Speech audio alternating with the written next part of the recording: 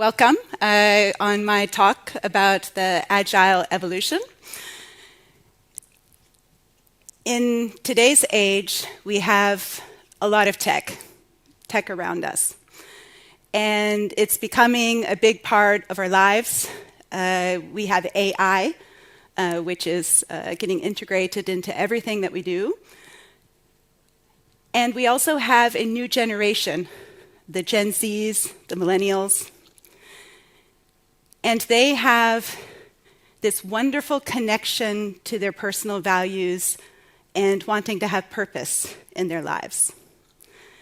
I see it as a high urgent situation that we need to change how teams are led in order to ensure this new generation is excited about joining us into the future. Otherwise, we risk a situation where humanity will be lost in our tech world. I'm going to make a bold statement here. All engineers are artists. Actually, when I decided to become a software engineer, by the way, I was a software engineer for around 20 years. Right now, I'm an engineering manager. I felt this need to make a choice. My mother told me art can be a great hobby, music can be a great hobby, but engineering, that's going to be the career in which you can make an income and you have stability. I was a little bit hesitant because I loved singing and I was quite artistic. Yet I also saw the urgency of making sure that my future, I would be stable and we wouldn't be as poor as my family was. So I chose the field of engineering. Thank goodness. What I discovered is that great software engineers, the best ones that I've worked with, they are also artists. That ingenuity and that passion and that ability to solve problems, that is what an artist does. A true artist, it doesn't matter if they paint with oil or watercolor or they use chalk or sculpture. It's coming from some kind of passion which is developed within us. And it's the same for the best software engineers I've worked with. They don't care about the tech, they care about the problems that they're solving. They're inventors, they're creators, and they're passionate. If we look back into history, we see a lot of evidence of this. We have Leonardo da Vinci, we have Benjamin Franklin, Santiago Cajal, all multifaceted in the way that they use their creativity to make their craft in another area even better. As a manager, I struggle a lot when I hear about we're trying to hire this front-end developer, this back-end developer, we're looking for a database programmer, because I see people more as a multitude of talent. You are having diverse talents and passions, and when you're trying to create that dream team, you need to take notice of them. And you need to be able to connect people's passions into what they do to get the most productivity out of them.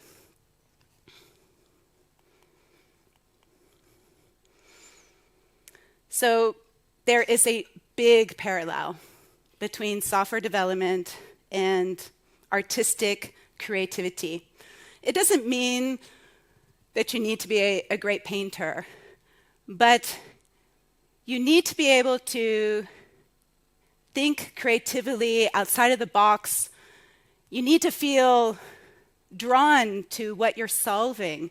You need to feel like you will be changing the world into something better and more beautiful. And I feel that in today's age, a lot of that passion is missing.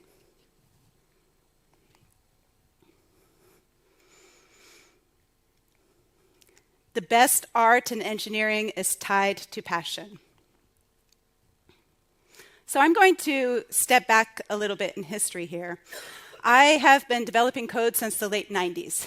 So we all talk about waterfall and that it's a really bad thing. I experienced it. Most of my early projects were developed in this waterfall approach, where you had the moment where you talked with a customer, and then you usually spent about 3 or 4 months making this requirements phase where you're gathering all of the functionality and everything they need.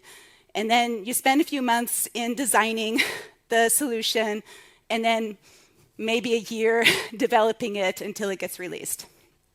Now, there were big problems with this model. As you can see, there was a lot of rigidity built into the process. So there were times when we would work a really long time on a software project, and they ended up not being able to use it because the market shifted and changed in the meantime. But I don't like to think of the world as black and white. Sometimes in Agile communities, you only hear about the bad part of waterfall and the bad part of this particular process. And you don't always hear about the part that I remember dearly. It was highly connecting to the customer. You worked close with the customer. As an engineer, I understood what the customer needed.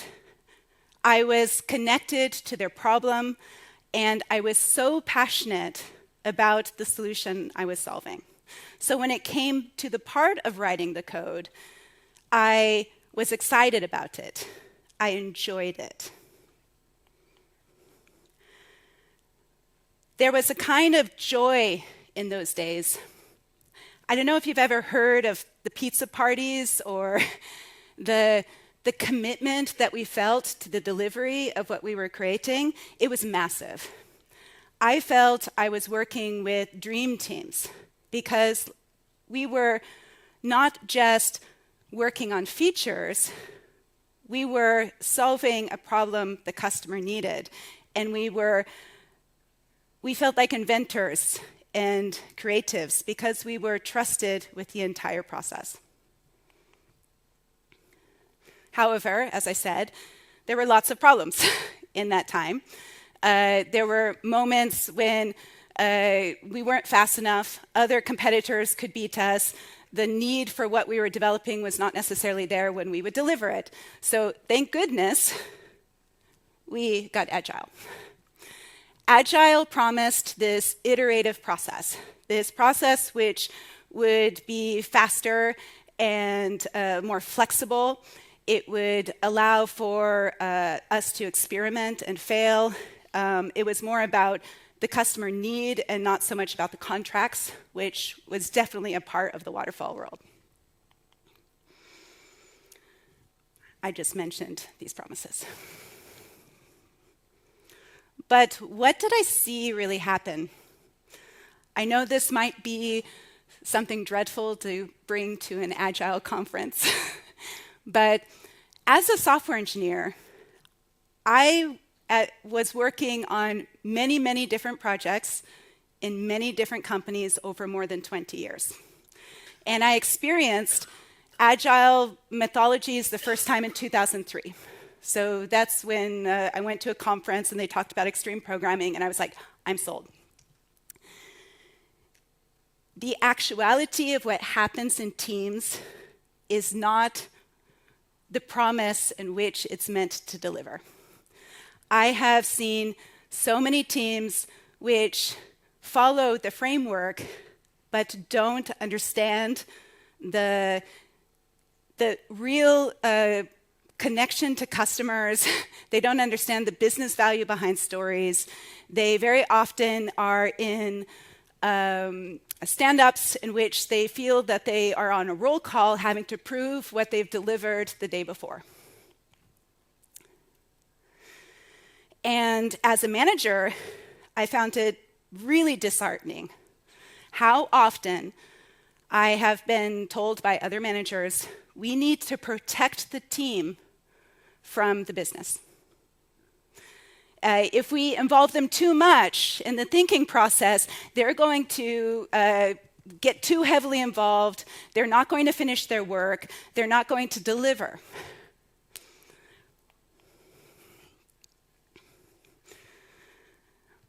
And as I mentioned before, although I have seen Agile frameworks in many, many organizations, instead of connecting to the real purpose behind those events, it looks something like this.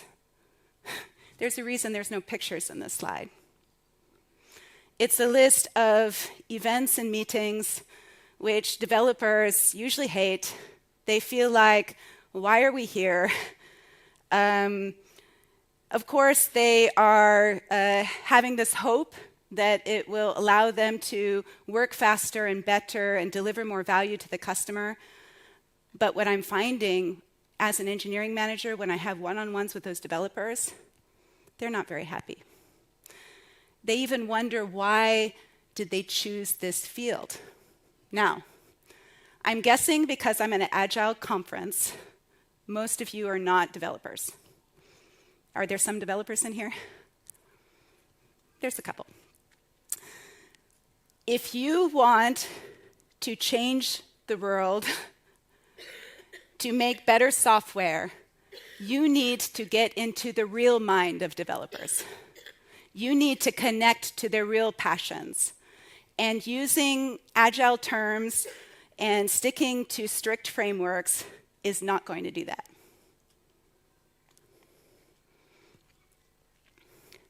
We need to make a shift. We need to stop protecting engineers from business understanding. If you don't allow engineers to be part of those conversations about what you want to develop, you are missing out on something big. I don't know how many of you are from my time. I'm 47 years old, by the way. Back in my day, we had computers and we had like the start menu where you had to click start and then you had to go up and you had to select a group and then you could select over until you finally opened an application. And then came the iPod. It was a new way of solving a problem in which we hadn't have even envisioned before. If we would have been super stuck on keeping engineers out of the business thinking, I don't think we would have the iPods and the iPhones and all of this technology we have today. Because it was those engineers that were in those meetings that said, hey, I think we can do this in a different way. So we need to stop reducing engineers to coding monkeys. And I know that's the reason we have Agile, right? We keep talking about DevOps, and we need to make sure that we are producing value instead of focusing on the how. But that's not what's really happening in those meetings. Have you peeked in the backlogs of most teams? Most of the stories that I have seen are full of the how it must be solved. Most of the refinement meetings, engineers are fighting with each other on the ideal and perfect solution instead of allowing a space of creativity for that engineer to reach out and ask for help if they can't solve it.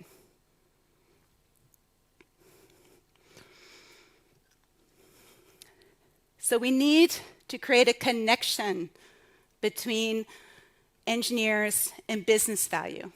And the reason we need to do this is we need to connect their inner passions to make the world a better place, or in the smallest way, their team in a better place, or their product so that more people want to use it, they want to make a difference. Because like I said back at the beginning, we're working with a younger generation now. They don't like tech just for the sake of tech. They want to feel purposeful in what they do. And I think that's amazing. So as I mentioned before, the issues with backlog stories now is they're full of not just the how and you need to use a database to solve this or you need to use this particular queue, but you have business analysts telling the engineers exactly how they need to solve it. You need to do this first, and what they are working with is so small, yes, but where is the real connection to being able to be negotiable on those stories? It starts a few steps before the story.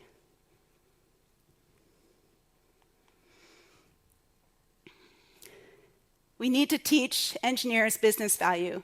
I do this all the time in my teams. Business value, what is it? Commercial value, market value, customer value, efficiency value, future value if it's going to be delivered soon enough. Engineers have the capacity to understand this and learn this. It's not too hard. If they know that the solutions, the stories that they're working on are connected to improving the customer experience, they may even say, this is the wrong story. We could do this in a different way and in a better way. We need to get the purpose back behind the Agile events. I even dare to say, stop talking about frameworks. Stop saying, okay, we're going to have Kanban, we're going to have a Scrum in this particular team, or Lean, and start talking about the purpose behind the events and making sure that that purpose is there. So if we go back to sprint planning, what's the real purpose of a sprint planning? It's not just to make a plan, but is to align a group of people towards one goal, making sure that they are connected and feeling passionate about this objective, and that they reach across and help each other to make sure that they achieve this goal. If you focus too much on just planning, you've got engineers thinking, okay, I need to finish this story, I need to finish this one. But they're not connected to that big impact that you're trying to make for the customer. Stand-ups.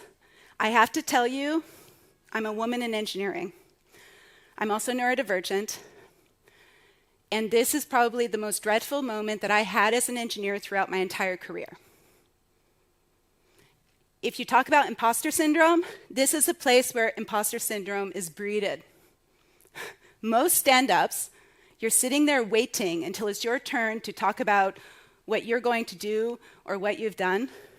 It doesn't feel safe. So what's the real purpose behind stand-ups? Stand-ups should feel like we are a team. We're in this together. What are the impediments? Should we pair program today?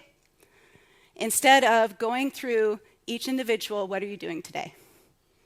That is one of the best ways to create a bunch of liars in your team, and a lot of people that have giant amounts of imposter syndrome. Sprint reviews. It's not just about showcasing the features that you've delivered, but you need to implement double loop learning back in. Are we actually delivering what the customer wants? Is the customer's experience improving? How can we do that if we don't have conversations with them? If we don't allow things to shift? And retrospectives. It's the same, it's the double loop learning thing. I always tell a story about brushing teeth and getting ready for work to explain what double loop learning is. So it would be like, I get up in the morning and I jump out of bed and I go downstairs and I eat my breakfast and then I come back upstairs and I brush my teeth. Then I decide to get dressed, and I go back downstairs, and I make lunch, and then I go. Single loop learning is making sure that I brush my teeth faster.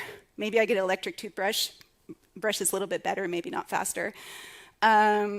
Or making sure that my lunch was made the day before. Double loop learning is looking at the entire process. Do I need to go up and down the stairs that many times? Maybe I don't even need to take a shower because I took one the night before. Maybe I can make sure my toothbrush is right there next to my lunch, and I can just go from there to the office.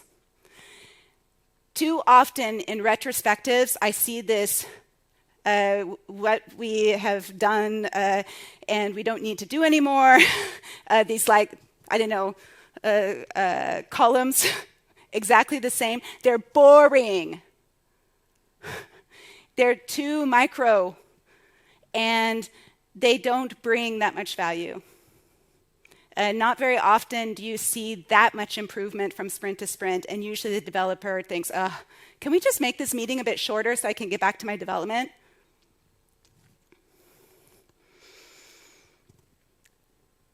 So in order to foster creativity and innovation, we need to bring back the artist into what we're doing. We need to think innovatively and creatively and connect to the passion that makes that creativity work. We need to evolve what Agile is, because it's not just frameworks, it's not these strict processes, and maybe be a little bit more gray in the learnings from the people from my age, way back when we had waterfall. It wasn't all bad. So how about we start integrating some of the lessons along the way and be a little bit more open-minded about other ways of doing things? In the core, we want to make the world a more human place with the technology that we're using. One thing I always like to, whenever I'm doing personal development with engineers or something, a small takeaway, and this can be for Agile coaches, something that you all can do, regardless if you are a manager or you have the ability to prioritize. This is something which we all have agency to do. Every story in your backlog, take a look at it. If it has the exact way that you need to implement something, push back. I want to know what the real value of this story is. How is this connecting to the customer? I want to understand. No, I will not accept it as it's written. I'm going to try to make this in a different way. We all can do that. We can all speak up. Let's evolve. Trust more from engineers. They're not just coders. I even think the best engineers spend this much time coding, this much time dreaming of solutions. And involve engineers from the start. It doesn't mean getting all of your engineers in there with your customer, but make sure they're involved in the thinking. When you have those customer meetings, get some engineers in the room.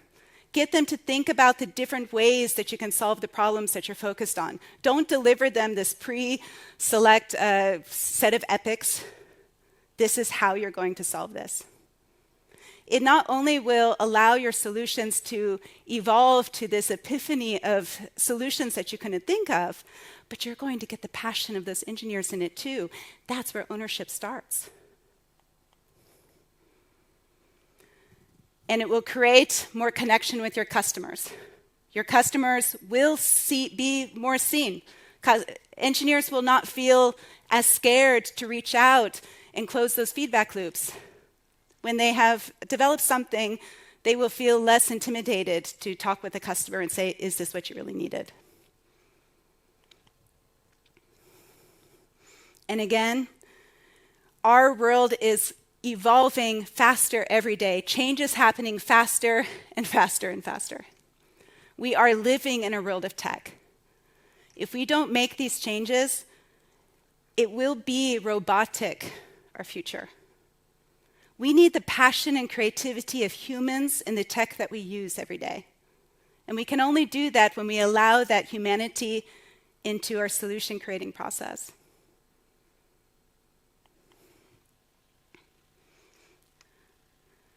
So the conclusion, let's connect technology with creativity.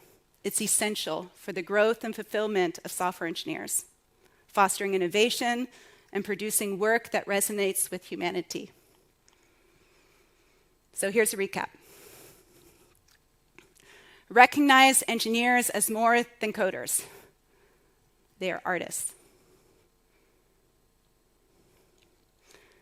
The evolution of software development practices. Don't be so fixed on particular frameworks. Get to the purpose behind them and allow the different frameworks and different ways of solving it. You may even find that for some teams, a stand-up doesn't even need to be with a camera if they are fulfilling the purpose that it needs.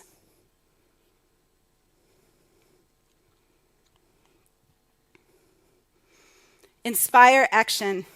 Involve engineers from the outset. And the most important thing, I don't know if you noticed this drawing in all of my slides at the end. It's called Ikigai.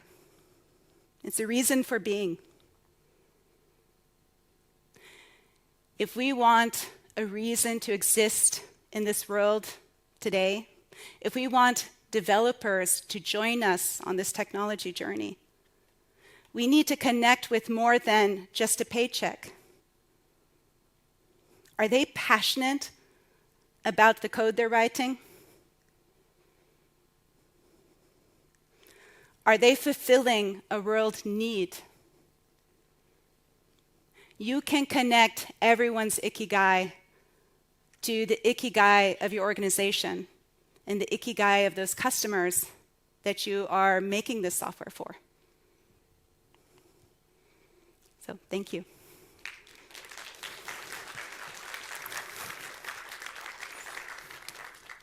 Thank you very much. Let me remind you that there is an option to ask questions. I'm now opening my super tool, which is called My Phone. And feel free to join my community and my LinkedIn or my Avogasso blog. I write 5 times a week, so feel free.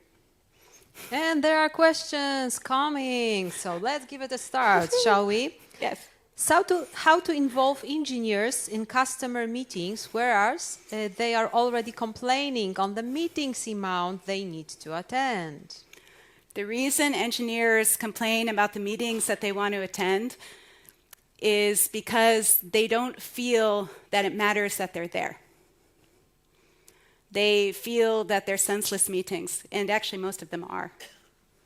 If you connect them with the purpose and you allow them to be those artists they are, I mean, engineers are big thinkers. They're creative. You get them involved in that creative thinking, they're going to become addicted to those kind of events. Thank you. Thank you very much. What about the next question? Jacek is writing, how do you bring passion to your team when working at scale, where the value delivered can become blurred, it's not so visible? I'm an engineering manager, and I know the values of every single person in my team. I spend a lot of time getting to know them. There's a particular liberating structure, heard, seen, respected. I've done that on every single engineer I've worked with to figure out what they need in order to thrive. I know their talents. And then I bring the vision of the overall product to them, and I say, okay, how can we connect this? How can we make sure that your personal mission and vision is a part of what we're working on? And that's how I do it. Thank you. And another one, how can engineers get involved from the beginning when they are located On a different continent. Oh, that's an interesting one. I have worked, in my last job, I was a director of engineering, and it was a fully remote job. So we had people in different companies, or at different countries in the team. Online meetings can be difficult. It is harder to make that connection with individuals.